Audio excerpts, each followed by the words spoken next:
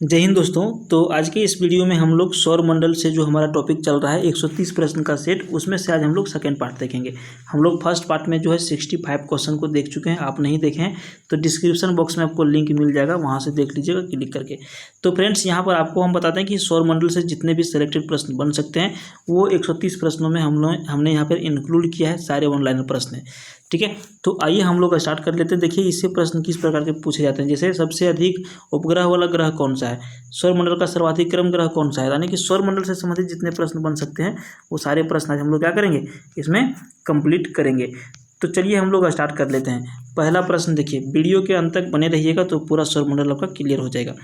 देखिए, पृथ्वी कौन सी आकाशगंगा में स्थित है, ठीक है। तो पृथ्वी जो है मंदाकिनी आकाशगंगा में स्थित है। ओके, सही आंसर क्या हो जाएगा, मंदाकिनी आकाशगंगा में स्थित है। अगला प्रश्न देखिए, पृथ्वी पर निम्न और उच्च ज्वार क्यों आता है। तो सूर्य और चंद्रमा के गुरुत्वाकर्षण के कारण जो है पृथ्वी पर निम्न और उच्च ज्वार जो है आता है। अगला प्रश्न है, पृथ्वी सूर्य के चारों ओर एक परिक्रमा में लगाने में कितना समय लगता है। तो पृथ्वी जो है सूर्य के चारों ओर एक परिक्रमा करने में इसको टोटल 365 दिन लगते हैं। ओके, अगला प्रश्न आपका है, पृथ्वी सूर्य से अधिकतम दूरी पर कब होती है। तो पृथ्वी और सूर्य की जो अधिकतम दूरी होती है वो 4 जुलाई को होती है। अगला प्रश्न है और बहुत ज़्यादा इंपॉर्टेंट प्रश्न है, पृथ्वी से चंद्रमा की दूरी कितनी है। तो 3,84,000 किलोमीटर पृथ्वी से चंद्रमा की दूरी है।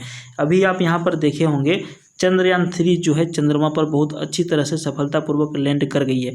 अगर यदि चंद्रमा यानी कि चंद्रयान 3 जो हमारा था, अगर यदि पृथ्वी से सीधे चंद्रमा के ऊपर भेजा जाता तो बहुत कम समय में ये हमारा पहुंच जाता, क्योंकि इसका स्पीड जो है बहुत ज़्यादा रहता है। लेकिन इसमें टोटल 40 दिन से ऊपर समय लगा वहाँ तक पहुँचने में। तो इसकी टोटल दूरी कितनी है, 3,84,400 किलोमीटर पृथ्वी से चंद्रमा की दूरी। ध्यान रखिएगा, चंद्रयान 3 जो है भारत का सफलतापूर्वक लैंड कर चुका है चंद्रमा पर, झंडा फहरा गया हमारा भारत का। अगला प्रश्न है, पृथ्वी से दिखने वाले चंद्रमा की सतह उसकी कुल सतह का कितना प्रतिशत दिखता है।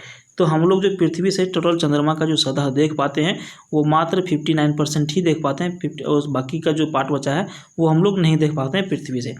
अगला प्रश्न है, प्लूटो को एक ग्रह ऐसे बौने ग्रह में कब परिवर्तित किया गया था। तो प्लूटो ग्रह को एक ग्रह से बौने ग्रह में जो परिवर्तित किया गया था 2006 में। अगला प्रश्न देखिए, बुध सूर्य के चारों ओर एक परिक्रमा लगाने में कितना समय लगता है।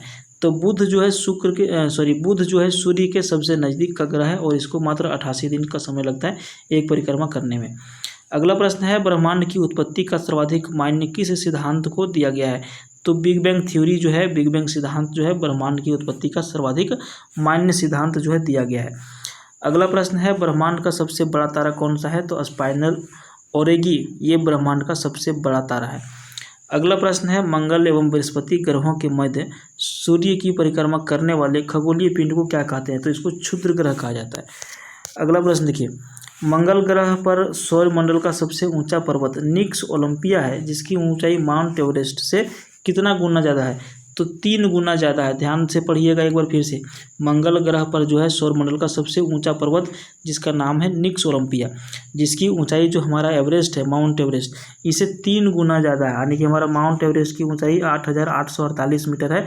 तो इसका कितना हो जाएगा, लगभग 26,000 मीटर के आसपास, समझ लिए 3 गुना ज़्यादा ऊँचा है। अगला प्रश्न हमारा है, मंगल जो है सूर्य के चारों ओर एक परिक्रमा में कितना समय लगाता है करने में। तो 687 दिन का समय लेता है मंगल सूर्य के चारों ओर एक परिक्रमा करने में। अगला प्रश्न है, मध्य रात्रि सूर्य का अर्थ क्या होता है। तो सूर्य का ध्रुवीय वर्त को देर तक चमकना इसी को मध्य रात्रि का सूर्य कहा जाता है, जो नॉर्वे में दिखता है।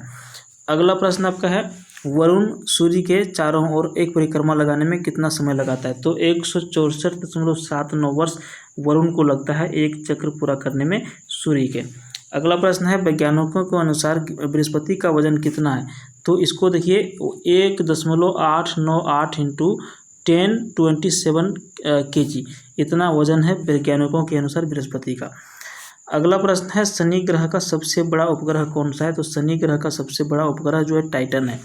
अगला प्रश्न है, शनि ग्रह क्या है। तो शनि ग्रह नेपच्यून से गर्म ग्रह है, ठीक है। अगला प्रश्न है शनि सूर्य के चारों ओर एक परिक्रमा में लगाने में कितना समय लगता है। तो 29 वर्ष का समय लगता है शनि को सूर्य का एक परिक्रमा को पूरा करने में। अगला प्रश्न है शुक्र जो है सूर्य के चारों ओर एक परिक्रमा में कितना समय लगाता है। तो 225 दिन समय लगाता है शुक्र जो है सूर्य के चारों ओर एक परिक्रमा करने में। सबसे चमकीला ग्रह जो है वो कौन सा है। तो शुक्र जो है सबसे चमकीला ग्रह जो है सौरमंडल का। अगला प्रश्न है सबसे तीव्र गति से सूर्य का चक्कर लगाने वाला ग्रह कौन सा है।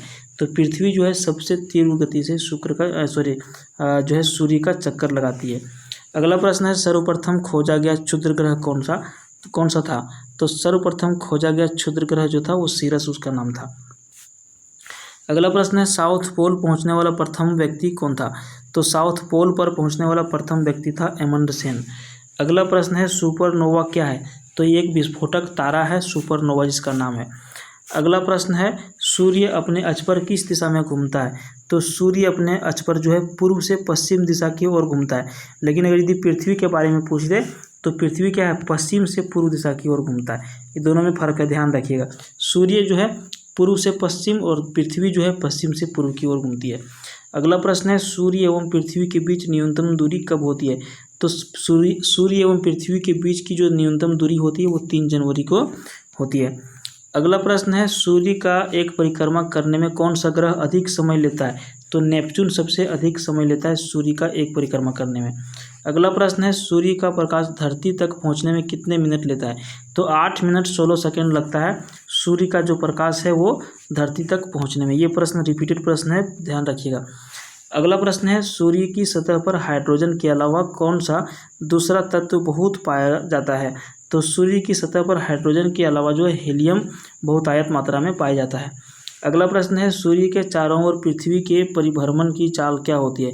तो सूर्य के चारों ओर पृथ्वी के परिभ्रमण की चाल जो होती है अधिकतम होती है जब पृथ्वी सूर्य के निकटतम होती है। अगला प्रश्न है सूर्य के रासायनिक मिश्रण में हाइड्रोजन का प्रतिशत कितना होता है। तो सूर्य के रासायनिक मिश्रण में हाइड्रोजन का प्रतिशत 71% होता है। अगला प्रश्न है सूर्य ग्रहण किस स्थिति में होता है। तो जब पृथ्वी और सूर्य के बीच में चंद्रमा आ जाता है तो क्या होता है सूर्य ग्रहण होता है। समझ गए। अभी हम लोगों ने चंद्रमा के बारे में भी देख लिया था, चंद्र ग्रहण के बारे में। अगला प्रश्न है सूर्य में काला धब्बा क्या है। तो वह स्थान जो प्रकाश का उत्सर्जित करने में असमर्थ है वही सूर्य में काला धब्बा है। अगला प्रश्न है सूर्य से पृथ्वी की दूरी कितनी है। तो 149.6 मिलियन किलोमीटर सूर्य से पृथ्वी की दूरी है।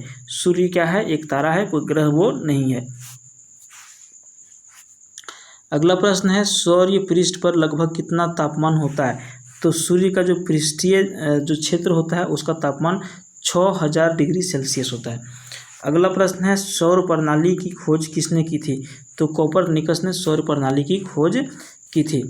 अगला प्रश्न है सौरमंडल का सबसे बड़ा ज्वालामुखी जिसका नाम है ओलिपस मेसी किस ग्रह पर स्थित है। तो ये मंगल ग्रह पर स्थित है। अगला प्रश्न है सौरमंडल के 4 सबसे विशाल ग्रहों को घटते क्रम में बताएं। तो सौरमंडल के 4 सबसे विशाल ग्रह जो है घटते क्रम में यदि देखा जाए तो बृहस्पति है सबसे बड़ा, उसके बाद शनि है, फिर यूरेनस है, फिर नेपच्यून।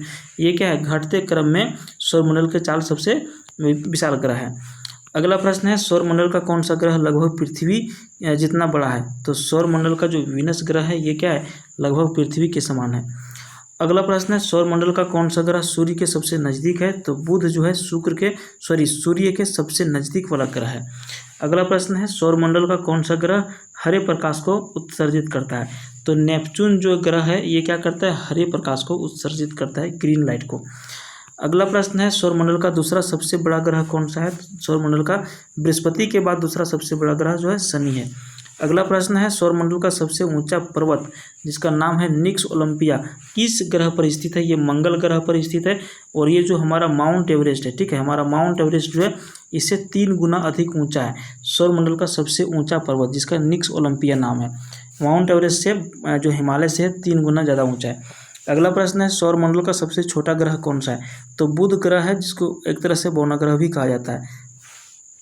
अगला प्रश्न है सौरमंडल का सबसे बड़ा उपग्रह कौन सा है। तो सौरमंडल का सबसे बड़ा उपग्रह है गैनीमीड। अगला प्रश्न है सौरमंडल का सबसे बड़ा ग्रह कौन सा है। तो सौरमंडल का सबसे बड़ा ग्रह है बृहस्पति। अगला प्रश्न है सौरमंडल का सबसे भारी ग्रह कौन सा है? तो सबसे भारी ग्रह भी क्या है? बृहस्पति ही है। अगला प्रश्न है सौरमंडल का सर्वप्रथम क्षुद्र ग्रह कौन सा है जिसे वैज्ञानिकों द्वारा खोजा गया था? तो सीरस एक क्षुद्र ग्रह है जिसको सर्वप्रथम वैज्ञानिकों के द्वारा खोजा गया था। अगला प्रश्न है सौरमंडल की आयु कितनी है? तो 4.6 अरब वर्ष सौरमंडल की आयु मापी गई है। अगला प्रश्न है सौरमंडल की खोज किसने की थी और कब की थी? तो कोपरनिकस के द्वारा 1543 ईस्वी में सौरमंडल की खोज को जो है उजागर किया गया था इनके द्वारा, कोपरनिकस के द्वारा। अगला प्रश्न है सौरमंडल के किस ग्रह का आकार पृथ्वी के आकार के लगभग बराबर है? तो शुक्र का जो आकार है सौरमंडल में वो पृथ्वी के आकार के लगभग बराबर है। अगला प्रश्न है सौरमंडल के किस ग्रह को सौरमंडल का जन्मदाता कहा जाता है? तो सूर्य ग्रह को सौरमंडल के क्या कहा जाता है? जन्मदाता कहा जाता है। अगला प्रश्न है सौरमंडल के किस तारे को विस्फोटी तारा कहा जाता है? तो अभिनव तारा को सौरमंडल का विस्फोटी तारा कहा जाता है। अगला प्रश्न है सौरमंडल में कुल कितने ग्रह हैं? तो टोटल 8 ग्रह हैं। अगला प्रश्न है सौरमंडल में कौन सा ग्रह सूर्य से सर्वाधिक दूर है? तो नेपच्यून ग्रह जो है सौरमंडल में सबसे अधिक दूरी पर है सूर्य से। अगला प्रश्न है सौरमंडल में क्षुद्र ग्रह व छोटे खगोलीय पिंड कहाँ पाए जाते हैं? तो मंगल और बृहस्पति के बीच में जो है क्षुद्र व छोटे खगोलीय पिंड पाए जाते हैं सौरमंडल में। अगला प्रश्न है सौरमंडल में क्षुद्र ग्रह व छोटे खगोलीय पिंड किन 2 ग्रहों के बीच पाए जाते हैं? तो मंगल और बृहस्पति इसका सही आंसर हो जाएगा। अगला प्रश्न है सौरमंडल में ग्रहों की संख्या कितनी है? तो 8 है। अगला प्रश्न है सौरमंडल में सूर्य से सर्वाधिक दूर जो है कौन सा ग्रह है? तो नेपच्यून है। अगला प्रश्न है हमारी आकाशगंगा की केंद्र का एक परिक्रमा लगाने में सूर्य को कितना समय लगता है? तो 25 करोड़ वर्ष जो है हमारी आकाशगंगा की केंद्र का एक परिक्रमा लगाने में सूर्य को लगता है। कितना वर्ष? 25 करोड़ वर्ष। ओके, तो फ्रेंड्स अब यहाँ पर आपका सौरमंडल का ये टॉपिक खत्म होता है। अच्छा लगा तो लाइक करिए, अधिक वीडियो देखने के लिए चैनल को सब्सक्राइब करिए। धन्यवाद।